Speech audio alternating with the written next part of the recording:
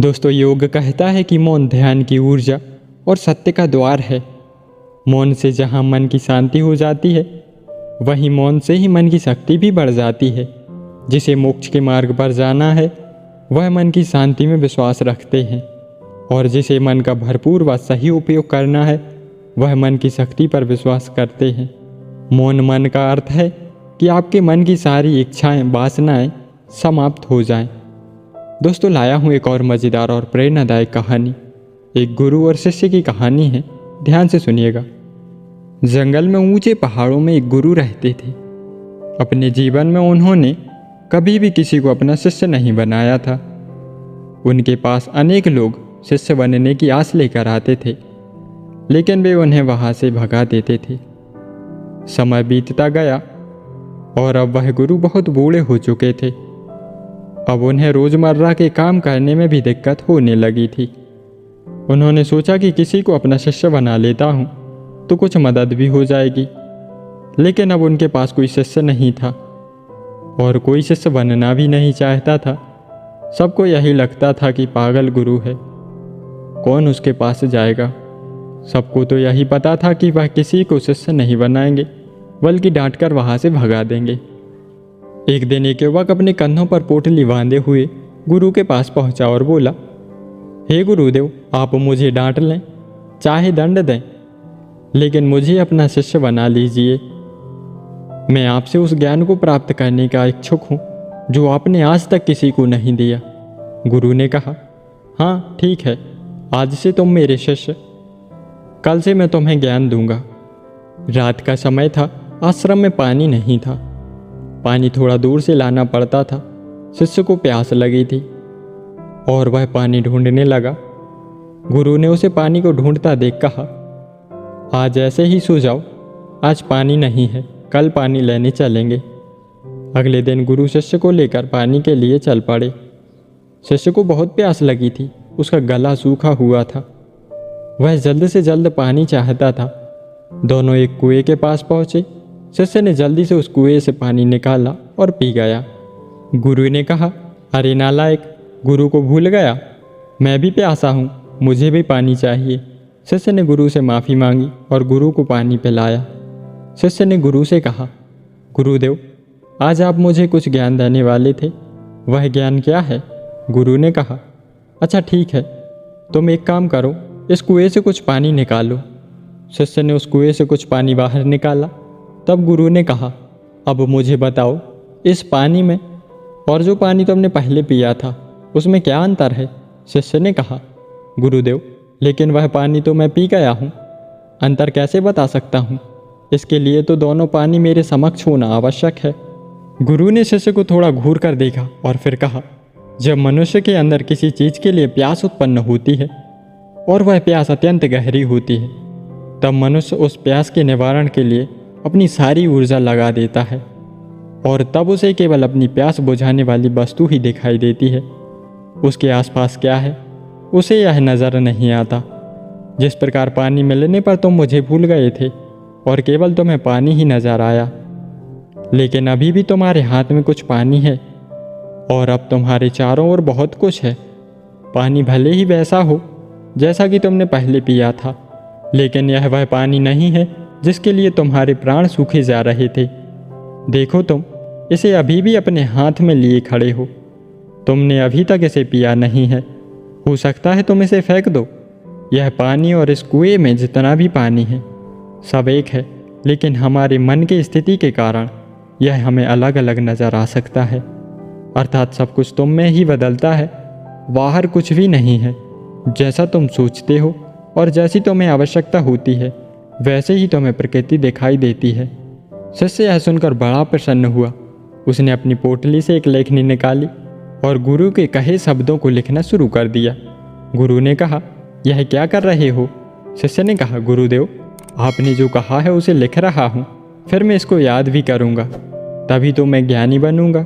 गुरु ने शिष्य को ऊपर से नीचे देखा और कहा, चलो अब आश्रम चलते हैं, भिक्षा भी मांगनी है। दोनों आश्रम चले गए। भिक्षा मांग कर रात में खाना खाकर सो गए।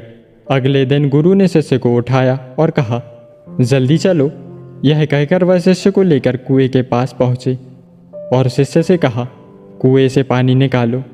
शिष्य ने कुएं से पानी निकाला। तब गुरु ने कहा, बताओ इस पानी में और जो पानी तुमने कल पिया था उसमें क्या अंतर है।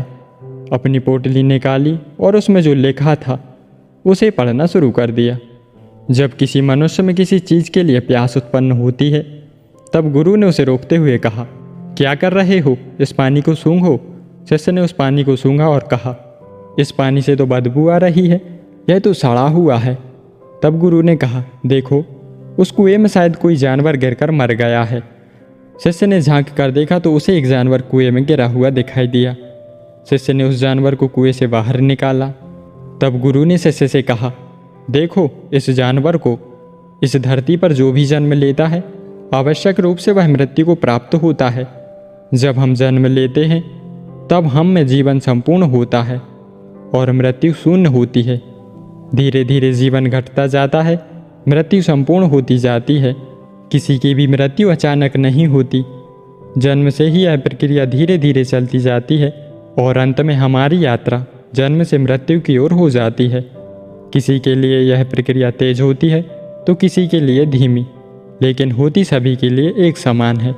शिष्य ने अपनी लेखनी निकाली और गुरु द्वारा कही गई बात लिख डाली। गुरु ने शिष्य से कहा, चलो कुएं की ओर। शिष्य ने गुरु के पैर पकड़ लिए और कहा, नहीं गुरुदेव, आप मुझे कुएं में ना धकेलें, मैं अभी मरना नहीं चाहता। गुरु ने कहा, अरे मूर्ख, मैं तो केवल इतना कह रहा हूँ कि इस कुएं के चारों ओर बाड़ लगा देते हैं जिससे इस कुएं में कोई जानवर गिरकर ना मरे। दोनों गुरु और शिष्य आश्रम वापस आ गए। एक दिन शिष्य ने गुरु से कहा, गुरुदेव, आप मुझे वह ज्ञान दीजिए जो सबसे बड़ा हो।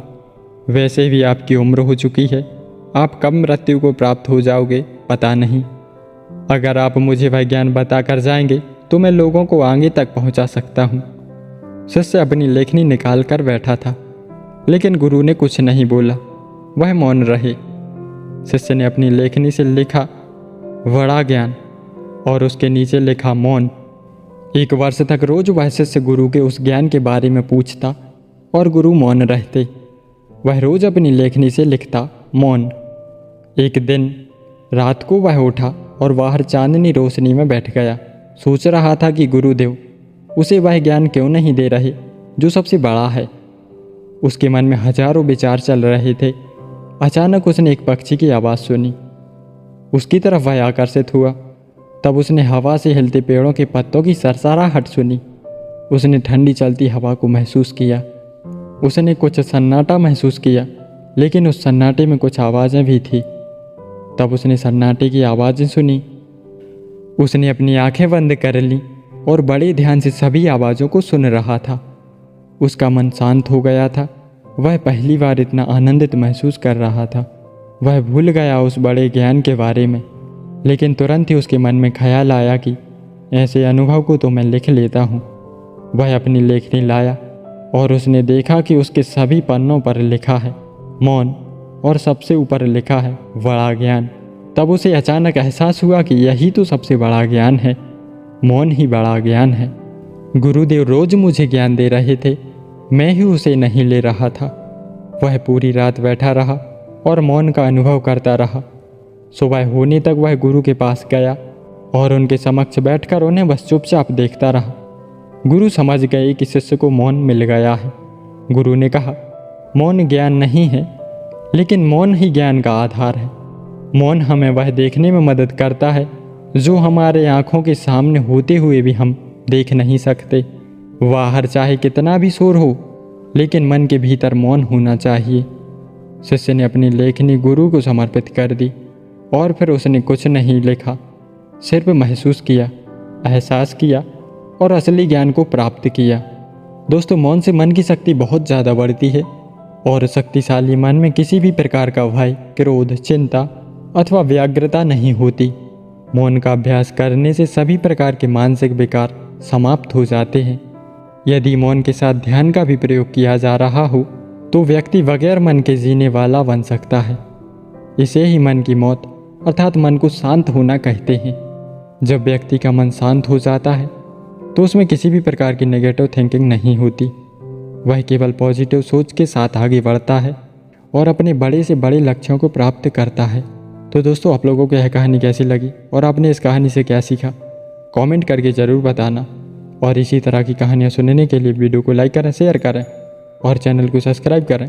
मिलते हैं अगली वीडियो में एक और नई मज़ेदार प्रेरणादायक कहानी के साथ। धन्यवाद।